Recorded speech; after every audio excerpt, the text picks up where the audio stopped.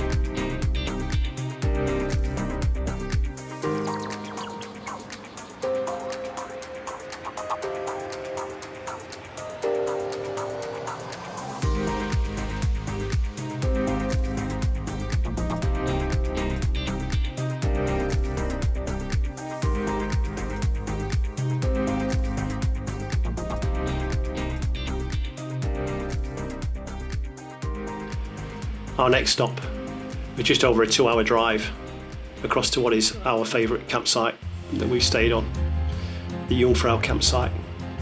First came across them at the NEC, and it's our favourite place in Switzerland to go.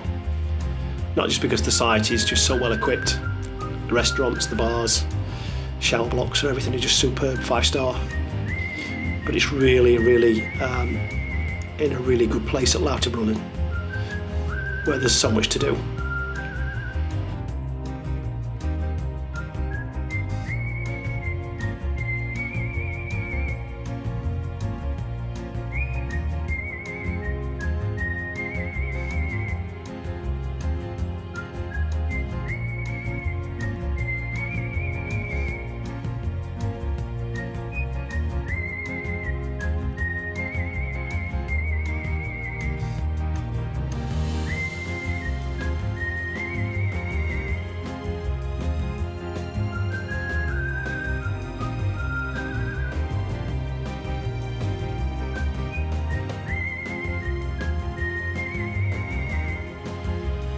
The next morning, we offloaded our bikes, put them on a train at Lauterbrunnen and got off at Wengen.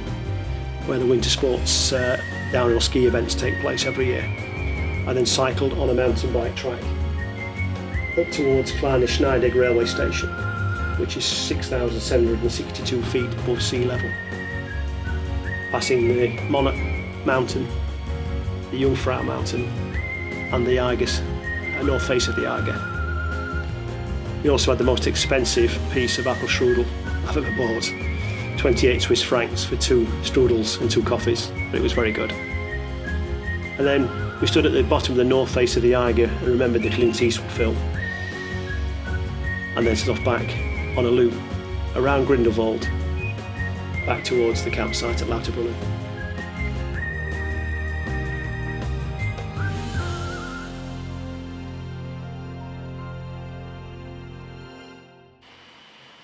The next day, after a short run down the valley, we quickly changed and made our way down to the railway station at Lauterbrunnen to catch the train once again back to Kleine Schneidegg, and to swap trains there and go up to the Jungfrau Station before walking to the top of the Jungfrau.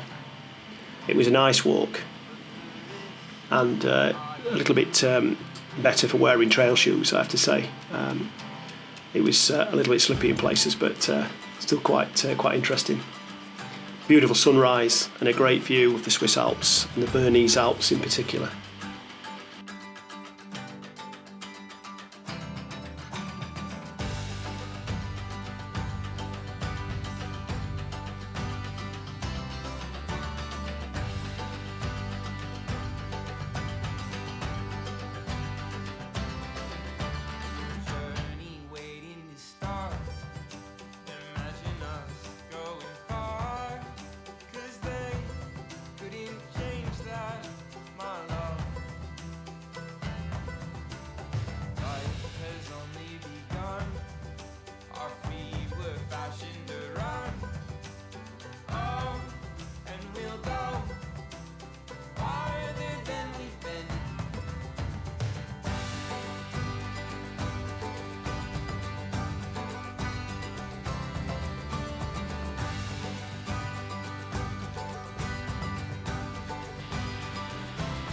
We managed to squeeze the bikes onto the cable car, and we climbed up on the cable car to the first base station on the Muren range, which is the opposite side of the valley to the Wengen range.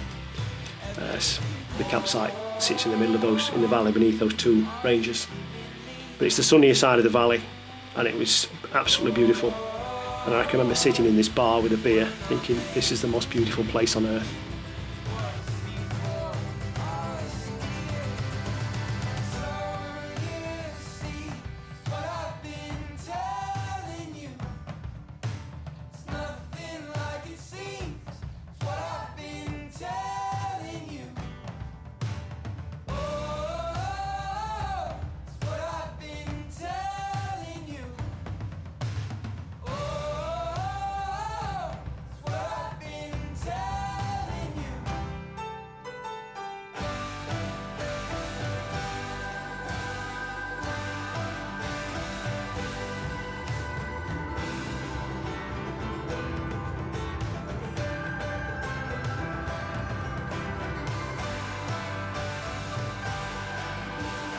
Travelback Falls really are quite unbelievable. It's sort of sensory overload when you're walking through the caves. The noise of the water is deafening, but visually impactful. There's a spray steam in the air, and it's just really a special place to see what the water and the power of the water has done to those rocks, the way it's cut a channel through. And it was just quite inspiring.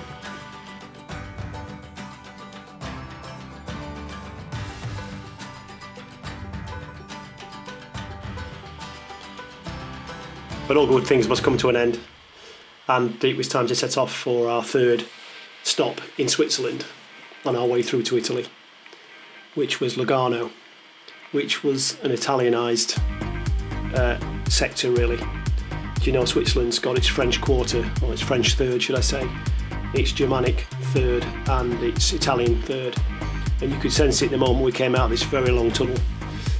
where all of a sudden you could spot a difference of behaviour in driving from those in the Italian bit and from having come from the German bit.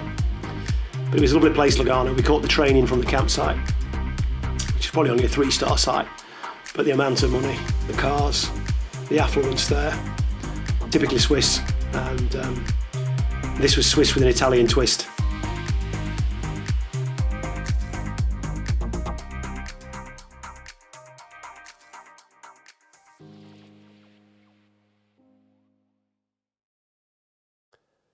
Well, we hope you enjoyed that as much as we did making it.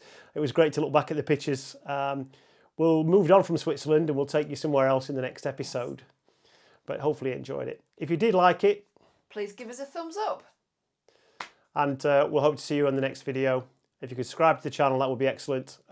It helps us. We're a small channel just starting off, so we're really grateful for that support.